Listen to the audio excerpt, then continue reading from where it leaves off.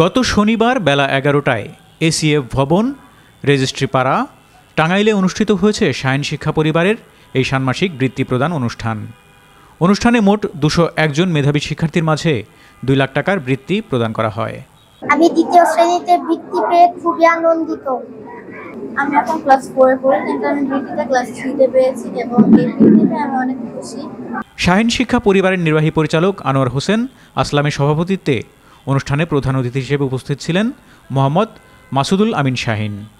এ সময় অতিথিরা শিক্ষার্থীদের হাতে বৃত্তির নগদ অর্থ তুলে দেন।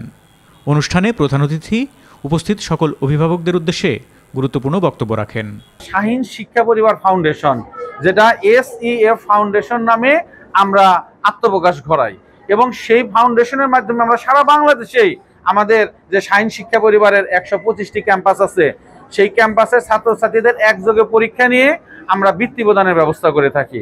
আর তারই ধারাবাহিকতায় আজকে আমাদের এই টাঙ্গাইলে আমরা যে এই ২০১ জন শিক্ষার্থীকে পুরস্কার দিতে যাচ্ছি, এই ২০১ জন শিক্ষার্থী এরা কিন্তু মেধার স্বাক্ষর রেখে তারা সম্মাননা অর্থ প্রায় ৪ লক্ষ টাকা টেস্ট সার্টিফিকেট আমরা তাদেরকে ফেব্রুয়ারি মাসে দিয়েছি। আর এখন যেটা দিচ্ছি তাদের সাথে আমাদের কথা ছিল, তোমরা ভালো করে লেখাপড়া করলে সরকারি বৃত্তি যেহেতু এই ক্লাসগুলোতে দেয় না, আমরা তোমাদেরকে ১ বছর ব্যাপী তোমাদেরকে আমরা বৃত্তি প্রদান করব। তবে মাসে মাসে বৃত্তিটা না দিয়ে তোমাদেরকে একবারে আমরা জুন মাসে দেব আর ডিসেম্বর মাসে দেব। তারই ধারাবাহিকতায় আজকে আমাদের এই ষান্মাসিক আমাদের জুলাই মাসে পুরস্কার বিতরণ অনুষ্ঠানটি হতে যাচ্ছে।